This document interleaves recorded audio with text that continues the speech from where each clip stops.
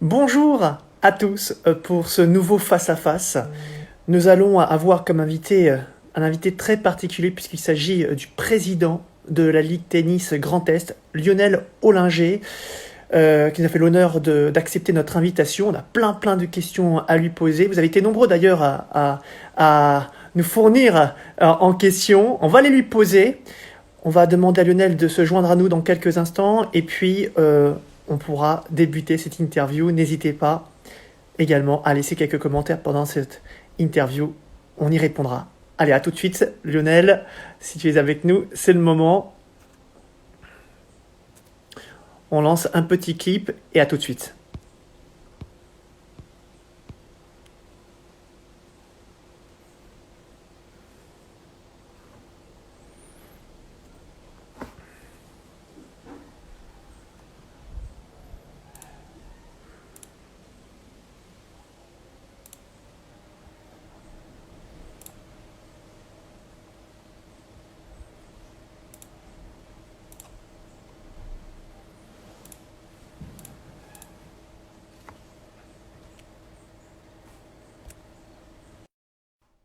Allez, dans quelques instants, Lionel Ollinger va se joindre à nous.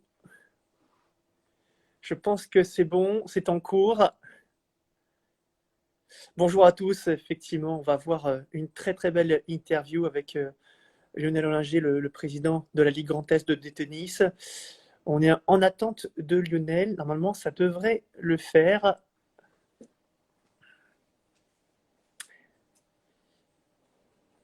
Alors, normalement, Lionel, tu es censé accepter le rajout. Les choses vont se faire dans quelques instants. Il sera le grand invité de Paddle Magazine dans cette émission 100% Paddle. On va lui poser toutes les questions concernant sa ligue, mais également la politique de la FFT, ses ambitions également, notamment pour l'année prochaine. On parlera du FFT Paddle Tour. Il était prévu qu'il y ait une étape à Metz.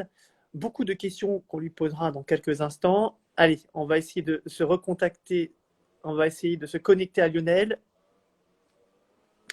Normalement, ça devrait le faire.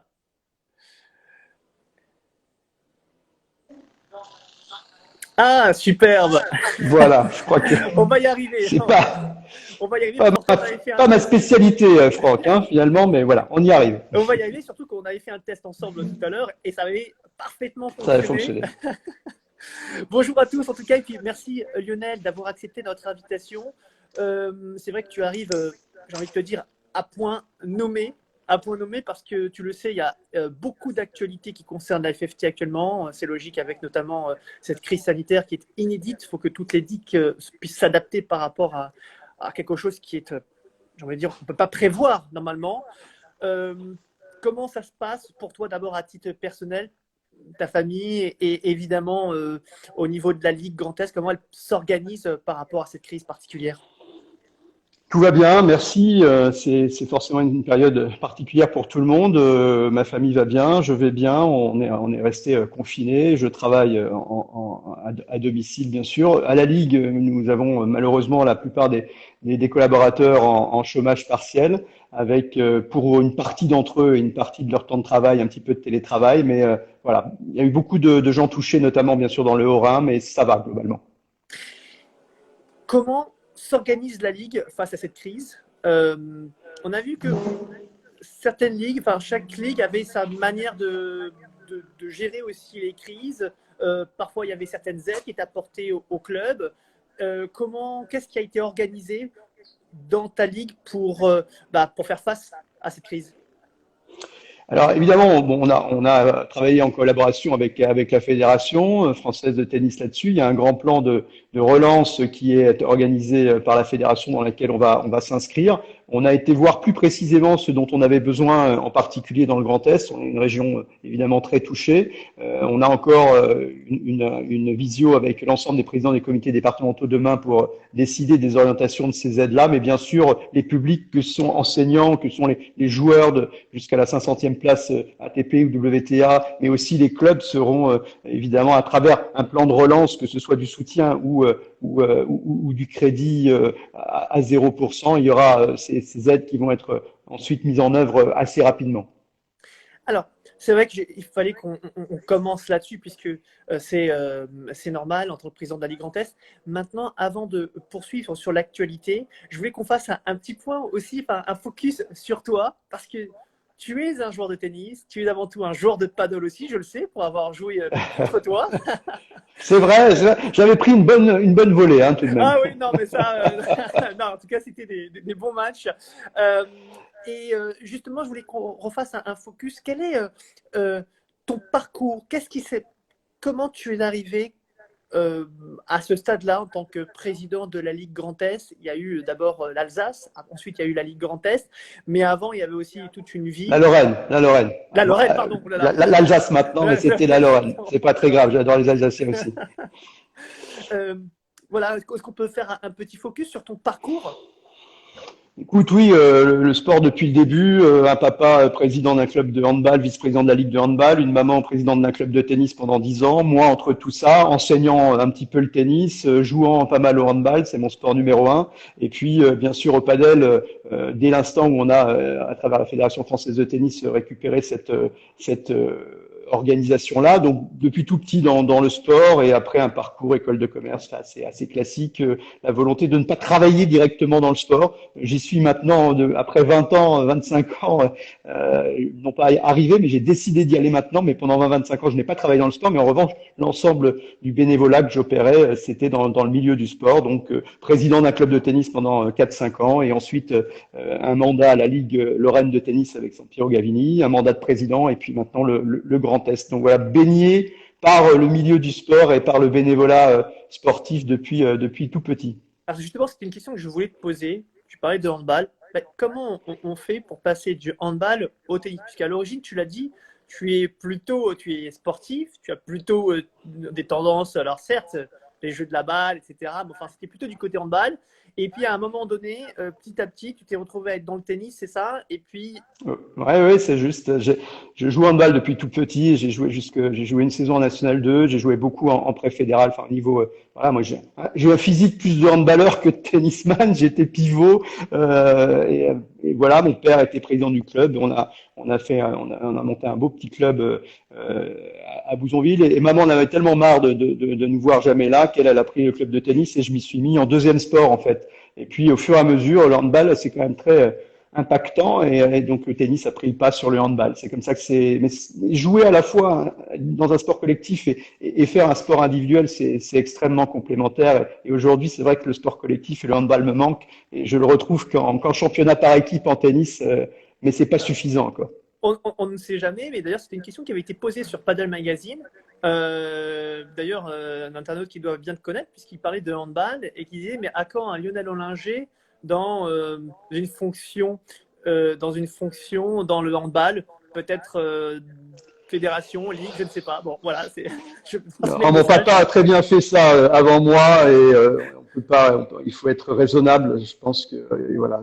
On va rester dans le tennis. Il y a déjà bien. J'ai choisi le tennis et le padel. J'adore ces deux sports. Bien sûr, je fais au handball systématiquement. On a la chance d'avoir une très belle équipe féminine de handball ici à Metz.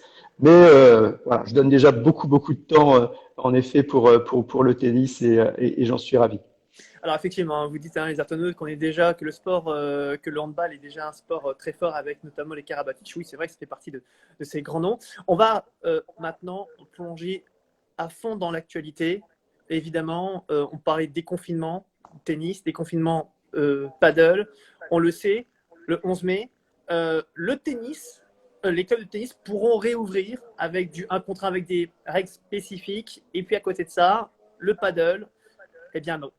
Et pourtant, on alors là, évidemment, tollé chez les clubs et chez les joueurs de paddle. Quel est ton commentaire par rapport à ça? Est-ce que c'était également, tu es d'accord avec cette décision? Comment tu vois les choses? J'ai tendance à surtout pas prendre la place des experts en la matière et plutôt en effet faire confiance. Il y a un comité scientifique qui s'est mis en place à la fédération qui a traité à la fois du tennis et du padel. Il y avait des infectiologues, il y a d'ailleurs pas que des médecins, il y a le docteur Montalvan de la fédération, mais aussi des sociologues et des psychologues qui ont travaillé pour imaginer un plan de déconfinement. Ils ont décidé que ce serait le tennis uniquement et en simple uniquement et donc pas en double. Il est avéré que bon, en prenant le plus de précautions possible, lorsque nous sommes en double, il y a forcément des projections de positions qui peuvent se produire. Donc en paddle, on est forcément beaucoup plus proche de son partenaire. On est aussi beaucoup plus proche des adversaires. On est beaucoup à la volée-volée. Et évidemment, en tennis, on a aussi déconseillé d'aller s'entraîner à la volée-volée. Donc c'est vrai que ça peut paraître peut-être exagéré, mais c'est surtout, je pense, une mesure d'abord bien sûr provisoire. Il faut entendre que le déconfinement sera provisoire, mais on a aussi des surfaces de jeu en padel, notamment avec les plexis, qui font que on peut avoir des problématiques aussi de transmission du virus qu'on n'a pas au tennis à cause du plexi. Alors, forcément, je vais te titiller un petit peu, c'est normal, autour de ce sujet, tu le sais. Beaucoup d'internautes se sont posé la question suivante, on ne comprend pas. En Suède, c'est vrai qu'on a fait une chronique sur la Suède très intéressante. L'un des lecteurs suédois nous disait mais on ne comprend pas la France. D'abord, les pays sont en déconfinement sur la partie paddle quasiment partout. Et deux, nous en Suède, on a joué au paddle pendant que tout le monde était en déconfinement. On n'a pas plus de morts, on en a même moins. Alors, c'est pas vraiment lié à la FFT pour le coup, c'est plutôt c'est plutôt le gouvernement qui donne le tempo. Mais quand on voit tout ça, on ne se dit pas quand même qu'on aurait peut-être pu faire autrement. Forcément, mais c'est pas que sur le padel ou sur le tennis du reste. On a une politique en France qui a été une politique évidemment de sauvegarde des vies. C'est un choix fort, un choix éthique que moi je respecte plus profondément.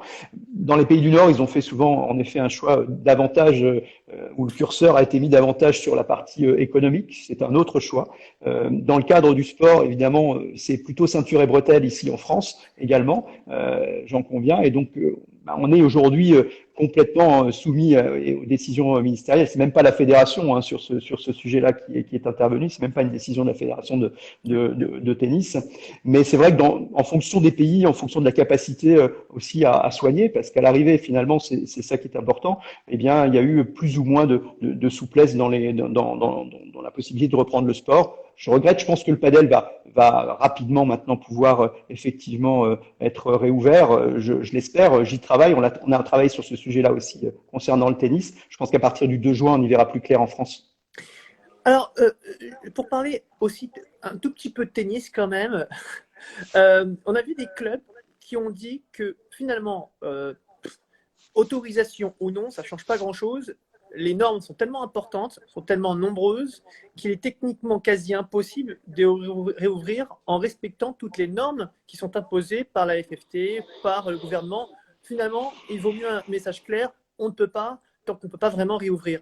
Je pense par exemple, alors c'est pas vraiment dans la Ligue Grand Est, mais je pense au tennis club de Aise, dans le sud de la France, qui a carrément indiqué et dit précisément qu'il n'allait pas ouvrir, ça coûtait trop cher à rouvrir le club s'il fallait respecter toutes les normes. Et en plus de ça, ça demandait beaucoup trop de sagesse aux joueurs pour respecter également l'ensemble des normes demandées par la FFT. Tu en penses quoi par rapport à ça? C'est vrai, Franck, je suis d'accord avec ça. Je trouve que la communication là qui a été faite, que je découvre un peu comme vous, pour le coup, je n'étais pas dans ce groupe de discussion. Les présidents de ligue ont été prévenus assez tardivement du reste de ce qui avait été mis en œuvre. Je trouve ça assez complexe. Et je voudrais dire qu'on n'est pas obligé de respecter la totalité de ce qui est évoqué. Je donne un exemple. On peut être davantage encore, on va dire, dans une situation où on va, par exemple, ne pas mettre en place des toilettes parce que les toilettes sont dans les vestiaires. On peut à un moment se dire, je vois dans la liste des confinements que vous êtes obligé d'avoir des toilettes. Mais si les toilettes sont dans les vestiaires, on va pas inventer des toilettes. Donc on ferme complètement le clubhouse et on a qui peut le plus, peut le moins. Donc je crois que c'est à chacun des clubs d'adapter aussi, je dirais, ces différentes mesures pour qu'elles soient bien sûr respectées, mais qu'on n'aille pas forcément chercher le référent Covid présent à 100%, oui. Les toilettes obligatoires, etc., etc. Et ensuite, c'est surtout une discussion avec le maire, parce que à l'arrivée, on est souvent sur des cours qui sont municipaux, un peu moins dans le padel où on est des structures habilitées, mais c'est ensuite le maire qui pourra donner son avis et qui pourra, avec le président du club, eh bien, acter d'une réouverture. Et je dois dire que la plupart des maires que j'ai eus ces derniers temps, tous d'ailleurs, cette dernière semaine, ont plutôt été favorables à une réouverture ici dans le Grand Est, des cours extérieurs uniquement, dans les conditions édictées, avec ou sans banc, avec ou sans chaise d'arbitre, avec ou sans toilette, mais en tout cas dans le respect des conditions édictées par la fédération. Donc, si on comprend bien, effectivement, ce sont des recommandations qui sont données par la FFT et au club aussi peut-être d'essayer d'adapter aussi par rapport à ce qui est possible ou non. Bien c'est ça sûr. que je suis en train de dire. On n'est pas obligé de tout faire parce que sinon, clairement, c'est quasiment Non, alors mission impossible presque. Hein.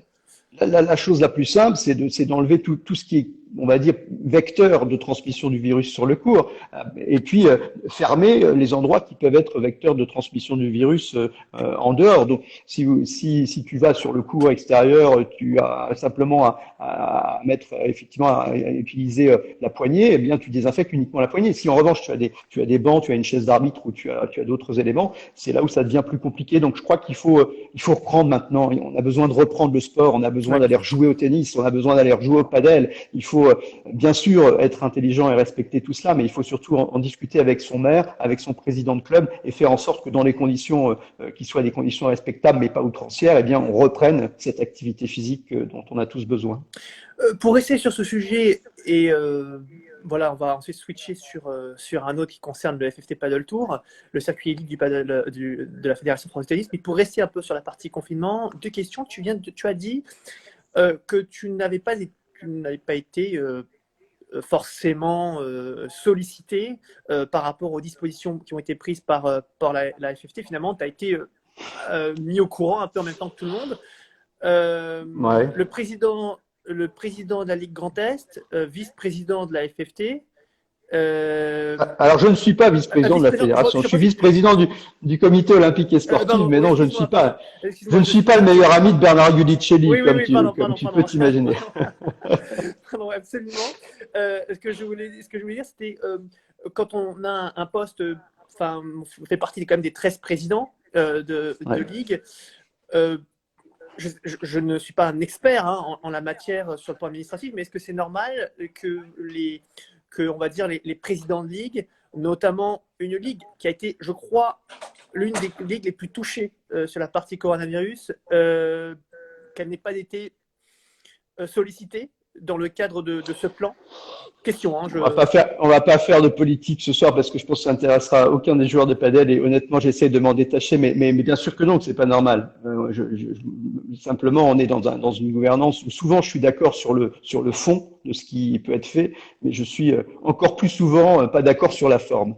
Et bien sûr qu'on a découvert ça et toutes les mesures. Ma femme encore tout à l'heure me faisait découvrir des mesures dont j'ignorais la teneur, ce fameux formulaire où il faut s'engager sur l'honneur à je ne sais pas quoi. Enfin, j'ai découvert ça très tardivement. La Ligue Grand Est n'a jamais été associée à cela, ni les autres présidents de ligue du reste. Et en effet, maintenant, on essaie de le mettre en application. Moi, ce que je souhaite surtout, c'est que les gens reviennent maintenant à jouer au tennis et au padel dans les meilleures conditions et le plus vite possible. Mais non, je n'ai pas participé à une quelconque réflexion sur ce sujet. Je pense qu'on aurait gagné à plus de simplicité, en tout cas. Oui, alors juste par rapport aux commentaires, j'ai vu quelques commentaires alors sur la présidence, j'en ai vu d'autres, quelle serait la politique de la FFT avec Giudicelli et Moreton, etc. Alors, on en reparlera très très peu, voire quasiment pas, on verra ça sur la fin, on parlera peut-être de l'avenir. On va se concentrer sur, si tu es d'accord, on va se concentrer notamment sur la partie des confinements, sur également les projets dans le paddle, et on va donc poursuivre là-dessus. Pour ces questions, on en parlera peut-être très brièvement vers la fin. Maintenant, on va rester quand même concentré sur la partie des confinements et paddle. Si tu es d'accord avec moi. Je répondrai à toutes les questions, Franck, j'ai aucun problème. Okay, parfait. Alors maintenant, on va poursuivre sur la partie FFT Paddle Tour. Forcément, la Ligue allait accueillir et devait accueillir une grande étape, la deuxième étape du FFT Paddle Tour. C'était la première sur une place publique cette année en 2020. C'était à Metz. Et puis, patatras, il y a la crise qui est passée par là. Vous avez dû annuler. Et plusieurs questions. J'ai envie d'abord te poser une question qui m'a été posée plusieurs fois. C'est est-ce que c'est définitif cette année? Est-ce qu'on est sûr et certain qu'il n'y aura pas d'étape du FFT Paddle Tour lors du second semestre 2020? Voilà, question qui a été posée lors Alors, d'une chronique qu'on avait faite récemment sur le fait, est-ce que la FFT n'a pas été trop rapide sur le fait de dire on annule tout? Voilà. Le FFT Padel Tour est organisé par une agence extérieure qui est spécialisée dans ce type d'événement. Donc, c'est pas la FFT qui en interne organise cet événement, mais elle le sous-traite et elle le coordonne. Donc, c'est cette agence qui, en effet, nous a contacté très rapidement sur ordre de la fédération pour dire on ne pouvait pas le faire. Alors, évidemment, on ne pouvait pas le faire actuellement au mois de mai ou au mois de juin, c'est sûr. On peut Moi, j'imagine qu'on puisse, en tout cas, j'aurais imaginé qu'on puisse éventuellement le faire à la rentrée dans des villes qui, en particulier, pourraient avoir comment un automne sympa en termes de météo. À Metz, en tout cas pour notre deuxième étape, c'est extrêmement compliqué. Forcément, j'envisage pas que cette étape puisse être reportée sur la rentrée, mais évidemment, c'est une énorme déception pour nous parce que j'ai été extrêmement voilà satisfait qu'on nous ait fait confiance et qu'on puisse faire cette belle deuxième étape du FFT Paddle Tour en plein cœur de Metz sur voilà place de la République. Enfin, c'était absolument génial. Ça le sera l'année prochaine, à n'en pas douter. Évidemment, on sera à nouveau candidat, mais voilà. Donc annulation de l'étape de Metz, oui, à 100%. Les autres, j'ai pas d'informations, mais j'imagine que ça sera compliqué. Mais ça, dans le sud, ça, on pourrait encore l'imaginer, je crois. En tout cas. Oui, alors pour préciser ma question, je crois que c'était l'un des joueurs du Fort Paddle ou du club de Moulins-les-Metz, je ne sais plus, qui demandait s'il n'y avait pas une possibilité, pourquoi pas, puisque sur une place publique c'était compliqué peut-être pour le deuxième semestre, est-ce qu'il n'y avait pas une possibilité d'abord, de le reporter, et deux, peut-être pas forcément sur une place publique du fait de multiples complications d'organisation, etc., mais des clubs sont prêts éventuellement à accueillir cette étape. Et c'est vrai que c'est une question qui est récurrente, à savoir au mois de novembre prochain, au mois d'octobre prochain, on espère que ce sera derrière nous. Pourquoi ne pas proposer une belle compétition, justement une bonne fête du paddle dans la Ligue Grand Est après C'est une bonne question. Moi, je serais ravi. Je suis preneur. C'est la fédération qui me dira et l'agence qui travaille avec la fédération s'ils souhaitent opérer de la sorte, mais on accueillerait très volontiers, y compris indoor, cette étape. Ce ne serait pas le FFT Oui, pas dans le doute tel qu'on l'imagine, évidemment, mais si on peut en faire en effet une version différente cette année pour revenir à la version initiale l'année prochaine, on est complètement preneur dans l'Est, évidemment, pour co-organiser ça avec la fédération et avec l'agence idoine. on va poursuivre sur le Festival Tour. Alors, par contre, sur un sujet, je sais qu'il te tient à cœur, et c'est un sujet qui nous tient à cœur également, parce qu'on avait, il y a quelques années, monté une structure ainsi qui s'appelait Andy Paddle. Voilà, parce que tu le sais, j'ai des problèmes de dos, un certain nombre voilà. Et donc, à l'époque, il y avait cette ouverture. Je sais qu'en Espagne, ça se passe. Il y a notamment la mise en place du paddle fauteuil. Et Sébastien Husser, Walter, que tu connais peut-être, qui Très est bien. Voilà. ouais, voilà, exactement, qui est l'un des meilleurs joueurs en tennis fauteuil, et qui disait c'est dommage, en Espagne, le paddle fauteuil est très connu, très coûté, bien plus simple que le tennis au passage. Et pourquoi on ne voit pas cette discipline se développer en France? Quel est ton avis par rapport à ça? Et voilà, comment tu vois les choses? Est-ce que par exemple pour une prochaine étape du FFT Paddle Tour à Metz, Metz, pardon, dans la Ligue Grand Est, est-ce qu'il n'y aurait pas une possibilité d'offrir une lucarne à ce sport, à cette discipline? Bien sûr, j'y vois beaucoup de vertus. On a la chance dans l'Est d'avoir de très très grands champions en tennis fauteuil. Hein. Bien sûr, Sébastien Husser dont on parlait, mais je pense aussi bien sûr à Nicolas Peffer. On a une vraie culture du tennis fauteuil et donc on doit mettre en place le padel fauteuil avec énergie et volonté. On a besoin de ça. Le problème que j'ai eu, c'est que j'ai été probablement le premier président de ligue. Nous avons été avec l'équipe, parce que c'est pas moi qui l'ai mis en œuvre tout seul, à mettre en place des padels, dans un centre de ligue, il y a maintenant plusieurs années, et tu étais venu jouer sur ces padels. Et on n'a pas fait de padel couvert. On n'avait pas l'argent pour faire les padels couverts. Donc ça, c'est une vraie contrainte chez nous. Sinon, on pourrait faire ce qu'on veut chez nous. Moi, je n'ai pas de padel couvert au niveau de la ligue. Donc il faut que je puisse. Mais on a de très bonnes relations avec les structures habilitées privées de padel. Et il faut qu'on puisse tous ensemble imaginer et utiliser plutôt ces cours indoor. Et puis ensuite, pourquoi pas pendant l'été 2021 organiser ce type d'événement en paddle fauteuil. Je pense que ça a tout le sens du monde. On est en train de travailler, la fédération travaille sur un monitorat de paddle. Hein. Oui. C'est aujourd'hui complètement plus que d'actualité, Oui. quasiment monté. Et il faut qu'il y ait absolument une partie paddle fauteuil dans cette formation. C'est indispensable. Et nous, on va, en tout cas sur la prochaine Olympiade, évidemment se pencher à travers la commission tennis fauteuil et paddle fauteuil, bien sûr, plus qu'une animation, mais potentiellement une découverte d'abord et ensuite une compétition de paddle fauteuil, en effet.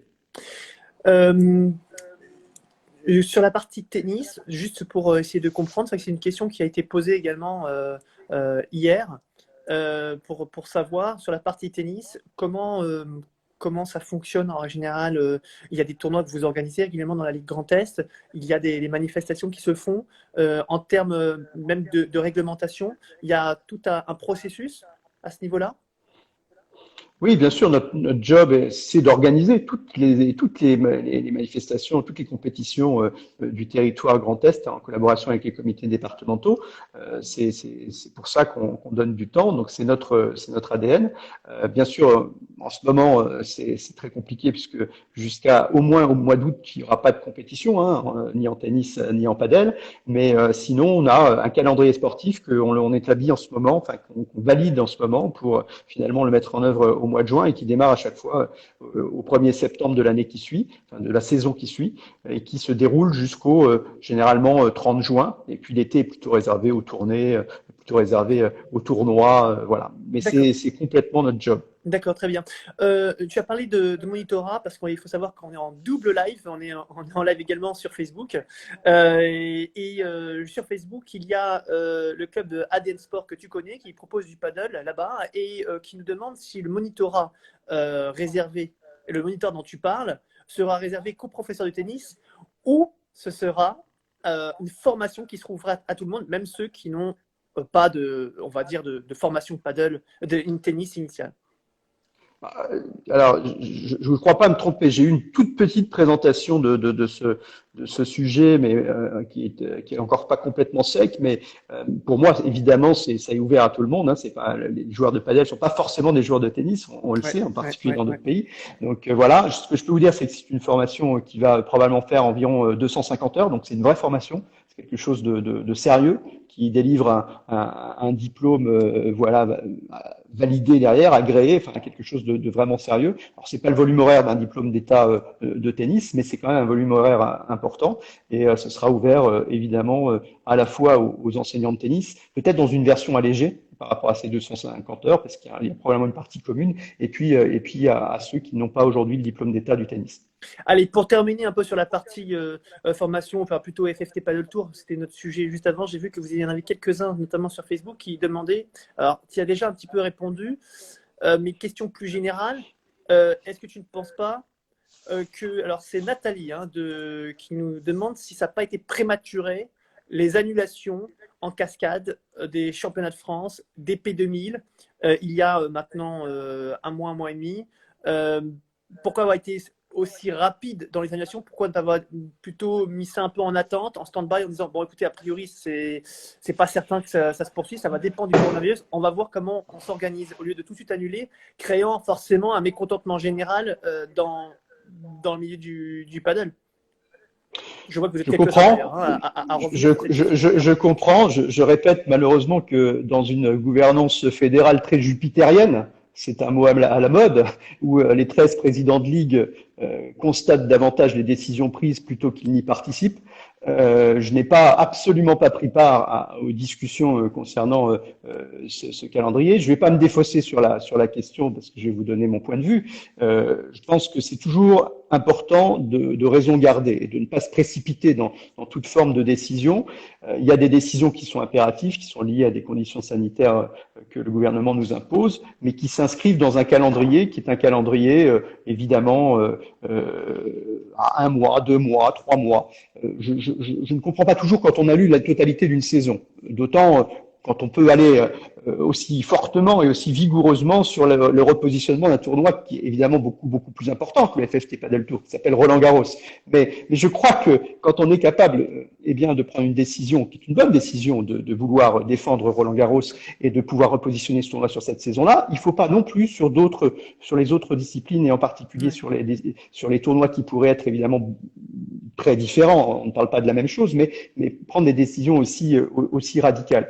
Donc, je ne sais pas vous répondre sur le contenu de cette décision, pourquoi elle a été prise. En tout cas, ce qui est certain, c'est qu'à partir du moment où on nous autorisera à pouvoir faire et de la compétition et du padel, ce serait dommage qu'il n'y ait plus de tournois qui soient sur notre territoire. Ce serait extrêmement regrettable. Ok, bon, bah, écoutez, j'espère qu'on a pu répondre à vos questions. Allez, on va changer de sujet.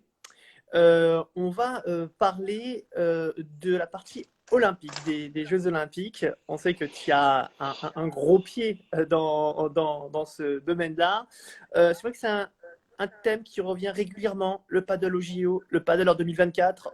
Je sais que tu es parfaitement au courant, que tu as milité pour. A priori, ça paraît compliqué. On en est où? Est-ce qu'il y a encore une ouverture, une possibilité de voir ce sport aller à Paris en 2024?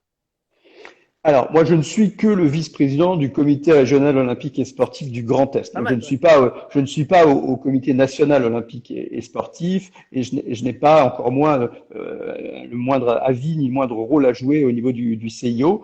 J'en suis informé, mais voilà. Et en plus, avec mes activités et professionnelles et tennistiques, j'y passe pas le temps qu'il faudrait que je puisse y passer pour m'imprégner davantage. Ce que je peux dire, c'est que c'est très compliqué de faire rentrer évidemment des disciplines aux Jeux Olympiques. Pour en faire rentrer une, généralement, il faut en faire sortir une. Donc, c'est pas simple. Ça fait l'objet d'un lobbying généralement long, en termes de plusieurs années.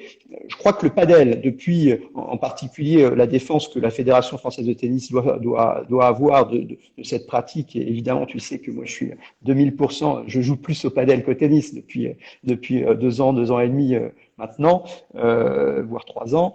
Donc, je suis un fervent supporter, évidemment, de la discipline. Et je pense que la fédération est très écoutée, la fédération de tennis. Donc, et je sais que le président, même si je suis pas son grand copain, il est aussi écouté au niveau du CNO et on pourra défendre ces sujets-là.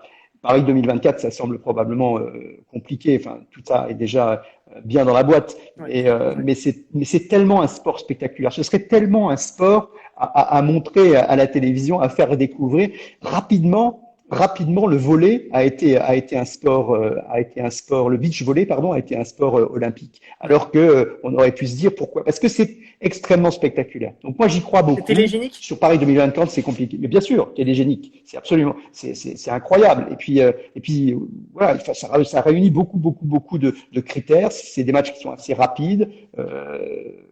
Mais honnêtement, Paris 2024, j'y crois pas trop. Bon, en tout cas, on continuera. J'imagine que tu continueras à te battre peut-être pour Bien sûr. pour que ce sport puisse être intégré au JO. Maintenant, on va revenir un petit peu sur la France et on va parler de 2 thèmes. On va d'abord y aller crescendo, à commencer par le paddle féminin. Le paddle féminin qui est un thème régulièrement là aussi abordé. Pourquoi? Eh bien parce que on se rend compte que il n'y a pas tant de joueuses que ça sur le circuit français, alors que c'est censé être un sport, justement, l'un de ses points forts, c'est censé être un sport pour tout le monde, vraiment, où il y a une mixité qu'on ne retrouve pas dans un certain nombre de sports. Et là, semble-t-il, ça a du mal à prendre. Tu en penses quoi? Qu'est-ce qui peut être mis en place pour booster le paddle féminin? Alors, c'est pas lié uniquement au padel. Évidemment, ça fait des années, depuis que je m'occupe de tennis, tout le monde dit tennis féminin, c'est un problème, il n'y a pas suffisamment de dames qui jouent au tennis. C'est compliqué de fidéliser des femmes dans des sports individuels, dans un monde où elles ont eu deux vies, une vie professionnelle, une vie personnelle à assumer, où elles vont plutôt consommer du tennis ou du padel à la demande plutôt que de s'inscrire vraiment dans un club ou d'avoir une activité, on va dire, régulière. C'est compliqué, c'est plus compliqué pour une femme que pour un homme. Donc, on l'a bien en tête. Je crois que le padel avait eu un train d'avance en termes de mixité sur le tennis. Je pense que la mixité en particulier, notamment le fait de gagner des points, même si on joue en mixte, et de pouvoir jouer contre. Moi, je joue beaucoup contre des joueuses de padel. J'ai la chance d'être dans un club où les joueuses sont très très fortes et où c'est très intéressant de jouer au padel avec des femmes et donc de jouer en mixte. Je pense que ça a tout le sens du monde. Je pense que ça va arriver au tennis. J'espère que ça arrivera aussi au tennis. Mais voilà, je crois beaucoup à cette mixité. Je crois beaucoup à l'ouverture au maximum des compétitions en incluant également les joueuses. Et puis derrière, il faut en faire une promotion encore plus forte, évidemment, la découverte de ce jusqu'à l'école. Je pense qu'il faut qu'on mette en place évidemment la découverte du padel dans les écoles. Ah oui, ça, du paddle dans les écoles. Ça, tu penses. D'ailleurs, j'ai vu que du côté de Lille, hein, ça devenait de plus en plus monnaie courante.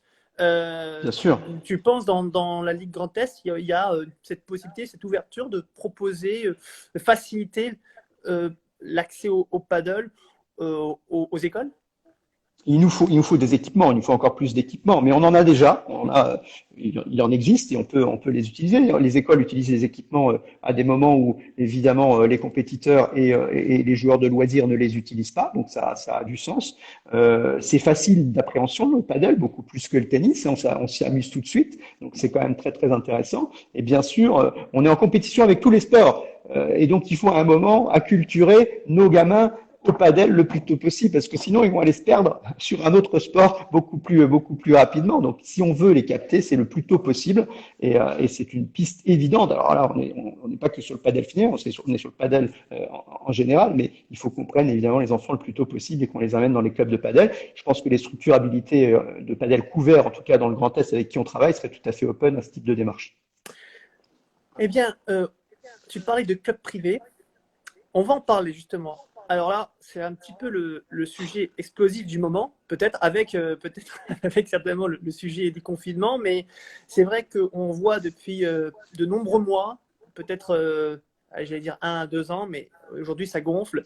C'est, on va dire, ce malaise qu'il peut y avoir dans la majorité, il y a un consensus au niveau des clubs privés qui ont l'impression d'être mis de côté, voire parfois attaqués, ce sont les termes attaqué par la FFT.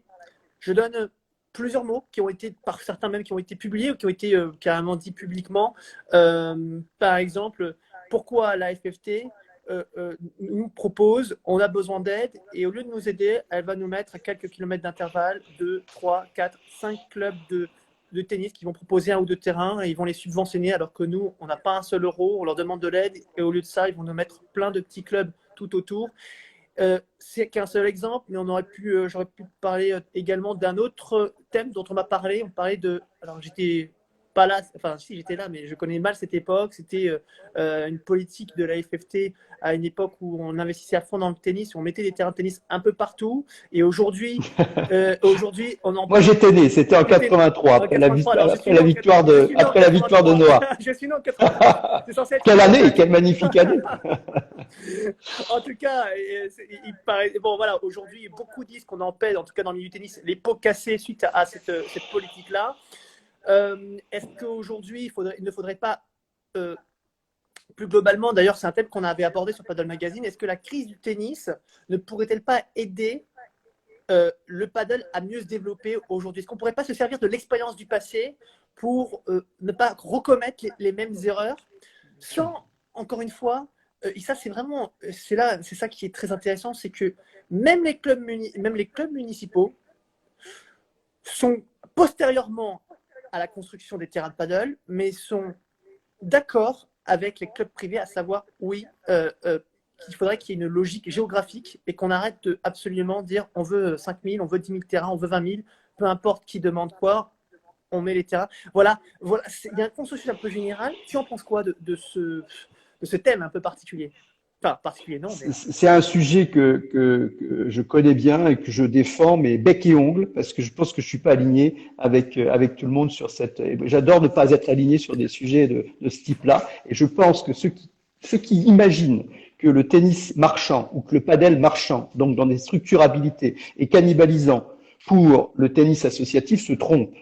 Au contraire, c'est le tennis marchand, c'est le tennis privé, c'est le padel privé, et en particulier le padel privé, qui va sauver en particulier et la dynamique de ces sports-là. Donc il faut qu'on ait une démarche qui soit une démarche coordonnée, évidemment, entre ces structures dites habilitées et les structures agréées dans le padel associatif. C'est quoi le padel associatif aujourd'hui en France? C'est très très très faible. Je veux dire, si on n'avait pas du padel privé, on aurait beaucoup de mal à développer l'activité. Et c'est pas avec aujourd'hui l'assèchement des financements dans les collectivités territoriales qu'on va pouvoir se permettre de mettre des cours de padel privés, pardon, des cours de paddle associatifs dans tous les clubs de tennis. Ce serait une utopie que de penser ça. Donc, je pense au contraire qu'il faut travailler complètement ensemble. Il faut complètement avoir une démarche de géographie. Il faut surtout pas aider un club de tennis qui souhaiterait mettre un cours de padel alors qu'il y a une structurabilité privée juste à côté, mais plutôt lui dire qu'il vaut mieux s'entendre. J'ai eu des demandes de ce type-là dans une même ville où on me dit mais moi je veux mettre un structure, mais je dis mais à côté il y en a déjà. Comment c'est possible qu'on puisse imaginer ne pas travailler ensemble? Donc, travaillons ensemble. On n'a pas suffisamment d'argent pour doubler les équipements sur les mêmes territoires. Et moi, je vais aller plus loin même au niveau de la Ligue Grand Est. On a discuté avec les structurabilités. Ce que je vais leur proposer, c'est même de ristourner la totalité du prix de la licence de manière à ce qu'elles puissent, par contre, faire partie de la vraie famille du tennis et du padel et que les joueurs de padel dans ces structurabilités n'aient pas à supporter forcément la totalité, voire la totalité du prix de la licence. Donc, on va aider ces structurabilités à faire une licence moins chère en la prenant en charge au niveau de la Ligue pour justement travailler ensemble. Et bien sûr, dans les équipements, il faut un plan territorial. Si on n'a pas d'équipement, si on n'a pas de dirigeants, si on n'a pas d'enseignants, on n'arrive pas à développer une discipline. D'abord, ce sont les équipements. Ensuite, ce sont les dirigeants. Et les dirigeants de nos clubs associatifs de tennis aujourd'hui ont beaucoup trop l'habitude de penser qu'ils sont en concurrence face aux clubs privés. Ils se trompent. Ils se trompent. Donc, ensuite, on aura les enseignants. Quand les dirigeants arrêteront de se tromper sur ce sujet-là et qu'on aura formé les enseignants, on aura le triptyque qui fera qu'on pourra encore développer davantage le padel. Alors, tu as abordé un terme qui est évidemment très très lié. Tu as parlé de la ristourne qui est liée aux licences. Donc ça veut dire que comme ça, le club de paddle pourra en voir une partie, pourra avoir une partie de cette manne dans la caisse. Ce sera motivant, c'est du gagnant-gagnant. Finalement, tu proposes un gagnant-gagnant. Plus vous avez, plus il y a de licences, plus vous avez. Ça, c'est un premier thème, si je comprends bien. Deuxième thème. Mais j'ai rien à cacher là-dessus. Ce que j'ai dit, c'est qu'on fait un test. Ça va être nous, on touche pas énorme sur la licence. Moi, je vais donner, on n'a pas fixé encore le montant, mais 8 à 10 euros au club de padel qui licenciera pour que ça fasse partie de et derrière, il donne le goût à la première compétition de padel. Donc, il sera licencié, première compétition de padel, parce qu'on sait qu'on fidélise par la compétition. Donc, oui, il faut intéresser aussi financièrement les structures habilitées à faire des licences au niveau du padel. Alors, c'est une autre question qui revient régulièrement. On a déjà eu une partie de la réponse, même la réponse de la FFT. Il s'agit des subventions directes auprès des associations dans le cadre de construction de terrains de paddle. Alors, on le sait, la fédération est une association, loi 1901, et elle ne peut pas subventionner un club privé, une structure privée dans le cadre de la mise en place de ces paddles. Donc cela, on ne reviendra pas là-dessus, c'est légalement pas possible.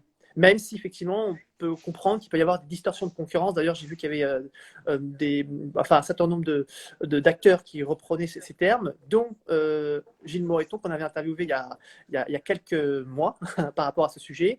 La question que je souhaite proposer, elle est liée, c'est pourrait-on aider les clubs privés, mais postérieurement à la construction du club. Je m'explique. Il est demandé au club privé de monter une association, de mettre en place une association sportive dans le cadre de ces compétitions, c'est le souhait, de ces compétitions sportives, et d'être ensuite habilité par la FFT. Pourquoi ne pas subventionner cette association si elle répond au cahier des charges de la FFT? Voilà, c'est une. Pardon. Complètement, c'est lié à mon propos de la question précédente. À partir du moment où on considère qu'il y a trop de différences entre un habilité et un agréé et qui fait pas vraiment partie de la famille, on va trouver toutes les bonnes raisons de ne pas l'aider. Sur la construction des équipements, sur derrière les frais de fonctionnement, etc. Bon, je dis pas, on peut pas aider tout le monde et la fédération en effet ne peut pas financer ces structures au niveau des équipements.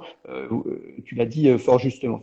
Sauf que derrière, si on se met autour d'une table et clairement on définit un schéma territorial qui permet de faire un développement du padel en fonction des moyens, parce que ces entreprises privées, ces structures privées ont des moyens de développer les équipements que nous n'aurons plus, ni à la fédération, ni dans les municipalités ou dans les conseils départementaux. Donc, je crois qu'il faut vraiment faire un plan territorial et considérer que parfois le padel va être privé, parfois il va être associatif, et que ce padel privé, il doit être aidé, peut-être d'une manière différente, mais en tout cas, il doit rentrer dans la grande famille et donc être éligible, en effet, à des aides, et pas seulement des aides financières, mais aussi des aides en ressources humaines par rapport au personnel de la Ligue, des aides intellectuelles, et en tout cas, globaliser cette approche-là. Je pense que c'est clé, et ne pas dire qu'ils sont concurrents, mais plutôt complémentaires, ce que je disais. Bah, d'accord, mais j'ai la sensation également que clubs privés et clubs municipaux, c'est le même combat dans cette affaire. Dans cette affaire, c'est le même combat. Complètement. Il y a des relations. D'ailleurs, je crois que c'est la Ligue Centre. Je ne me souviens plus du club, j'ai un trou de mémoire. Et ils ont trouvé en commun accord entre le club municipal et le club privé. Si les internautes peuvent peut-être m'aider, je ne me souviens plus des noms des deux clubs.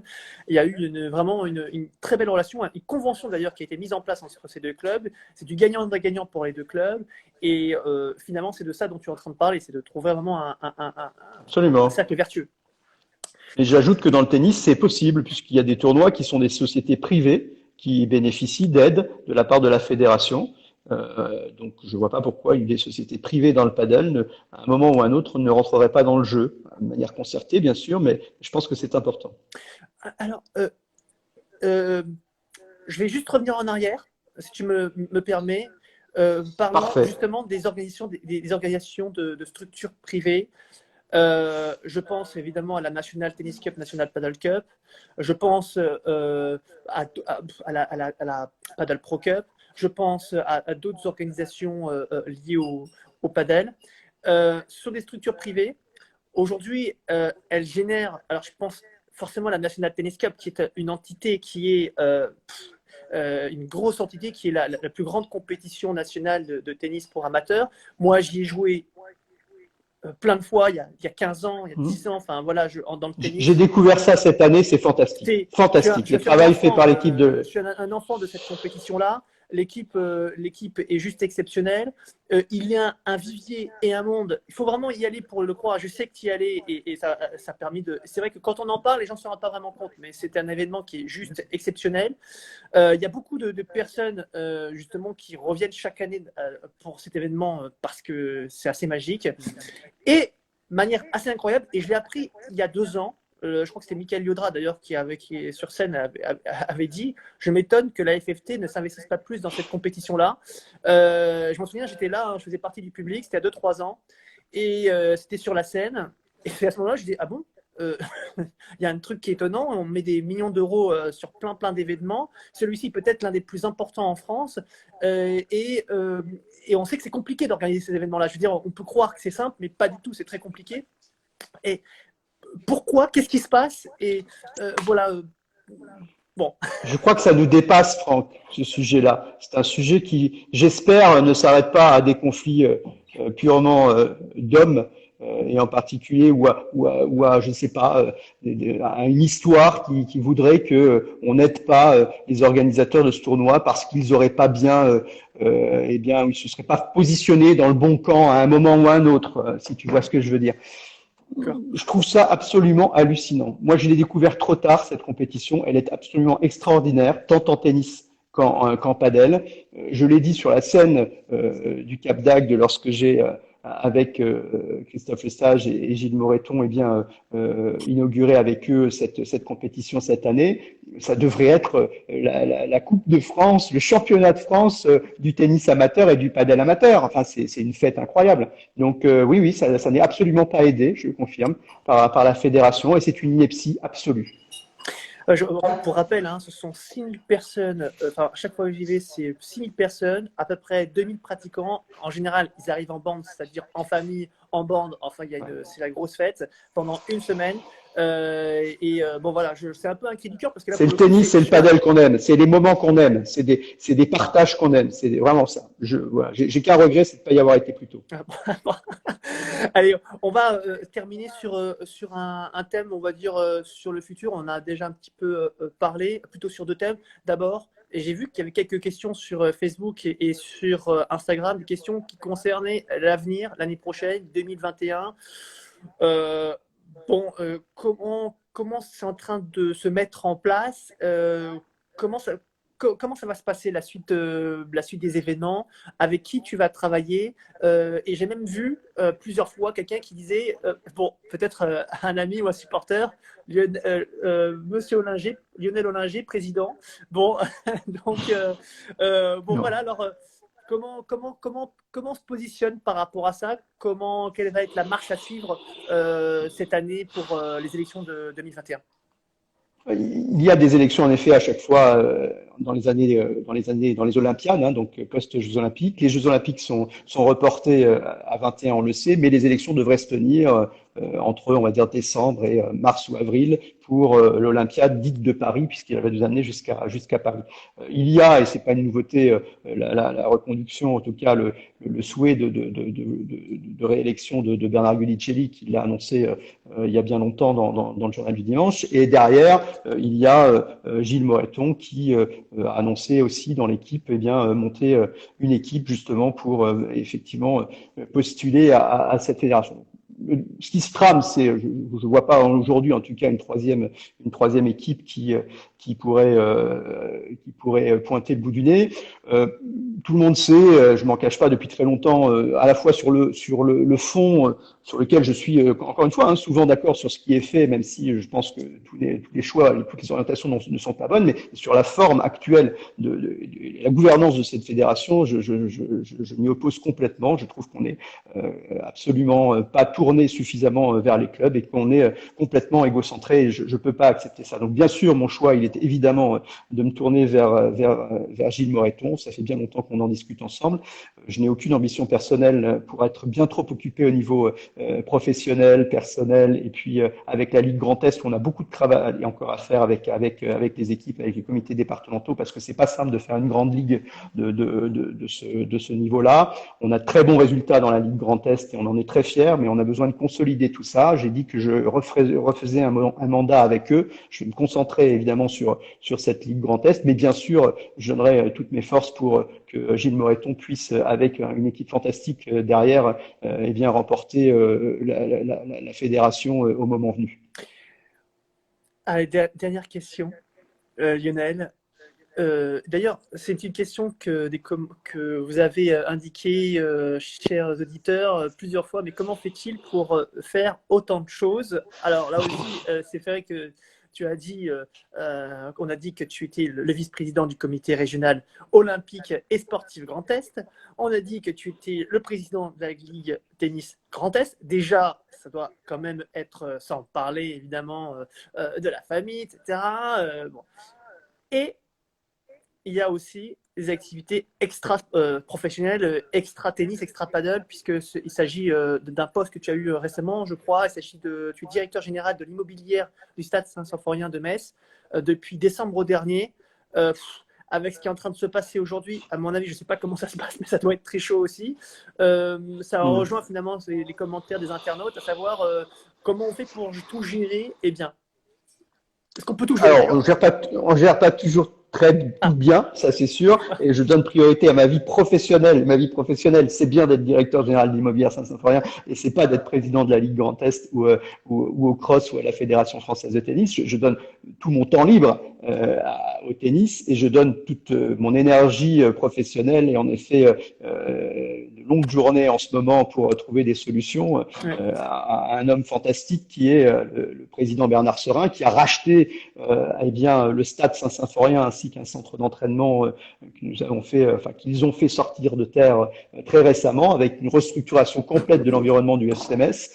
le deuxième club après l'Olympique Lyonnais à être propriétaire de ces installations. Et je suis donc en train de réorganiser tout ce qui n'est pas football et de dérisquer la partie football justement, bien sûr en construisant ce stade multifonctionnel dans lequel on pourra faire plein de choses, des séminaires, un cercle d'affaires, des concerts. Et puis on fait la maintenance de ce stade, on construit le centre d'entraînement, on fait la maintenance de ce centre d'entraînement, et puis on développe plein de nouvelles activités pour la nouvelle holding FCMS. C'est un job passion là. J'y passe parfois jour et nuit. Je dors peu. J'ai la chance voilà, de récupérer assez rapidement. Donc le sport là a envahi toute ma vie, alors que jusqu'à présent et jusqu'à l'année dernière, j'avais fait la part des choses. Ma vie professionnelle n'était pas dans le sport. Maintenant, ça s'est un peu mélangé. Mais bon, il était temps. C'était le bon âge pour finalement. Et il y a des ponts qui sont fantastiques entre ce que fait la Ligue française, le football professionnel et la fédération. Enfin, voilà, ça me permet d'avoir des idées, de benchmarker les idées entre le football professionnel et le padel. Ce sont des fonctions qui se complètent et qui te permettent de, pourquoi pas, apporter une expérience en plus à l'un comme à l'autre. Ouais, exactement. On jongle avec ça et c'est passionnant en tout cas, vraiment passionnant. Allez, rappelons aussi que tu as un lien très particulier. Alors, je l'avais indiqué dans l'article avec le Waves Open, un lien indéfectible. Hein. On sait que ce tournoi de tennis dames, donc a été annulé pour cette année, logiquement. Évidemment, sera reconduit l'année prochaine. On aime beaucoup ce tournoi. Bon, peut-être du paddle en parallèle pendant cet événement de. Bien sûr, il faudrait des cours encore plus. Évidemment, bon, on a encore une fois un club privé à côté qui est super sympa, qui est dans la même ville, donc on peut faire plein de choses. Mais il faudra. Et Waves Open, on a fait la 10e édition l'année dernière. On n'a pas pu faire la 11e cette année. Il y a une équipe incroyable d'organisation aujourd'hui. Je suis beaucoup plus à l'écart de ça maintenant, mais c'est vrai qu'on l'a créé avec un groupe d'amis il y a une dizaine d'années. Et merci aussi de ton aide parce que tu nous as beaucoup aidé sur cet événement. En tout cas, merci beaucoup Lionel d'avoir accepté cette invitation. Je crois que ça a été une interview vraiment super, sympa. Je vois qu'il y a de nombreux cœurs, de nombreuses personnes là, qui disent merci également sur Facebook. Donc vraiment merci beaucoup. Bonne chance pour la suite. Je sais qu'il y a beaucoup de boulot qui t'attend pour ce déconfinement. Donc bonne chance. Et puis j'ai envie de te dire peut-être à très vite sur les cours de paddle, peut-être pour aller à une grosse épreuve du côté de la Ligue Grand Est pour le deuxième semestre 2020. On croise les doigts. Avec plaisir. Et puis je prendrai ma revanche parce que là, je vais m'entraîner de nouveau à fond. Je suis prêt. À très vite. Merci Lionel. Ciao. Au revoir. Merci. À bientôt. Au revoir à tous. Bye bye. Une dernière chose, effectivement. Oui. Une dernière chose. Alors c'est plus pour tous nos internautes et puis également pour toi, si ça t'intéresse. Sachez que la semaine prochaine, nous allons avoir 3 invités. Lundi 11, Loïc Tapp, le directeur et fondateur de Gestion Sport, l'un des acteurs du paddle, notamment du côté du Club du Mas à Perpignan. Benjamin Tison, vice-champion de France de paddle, mercredi prochain, toujours comme d'habitude à 18h. Et puis enfin, le vendredi 15 mai, ce sera avec Valentin Porte, l'un des joueurs de handball que tu connais, qui est un sacré joueur de handball, un joueur de paddle également. Voilà, on va essayer de le cuisiner un petit peu à ce niveau-là. À très vite. À très vite à tous. Super. Merci encore Lionel. À très bientôt. Au revoir. Ciao. Bye, au revoir.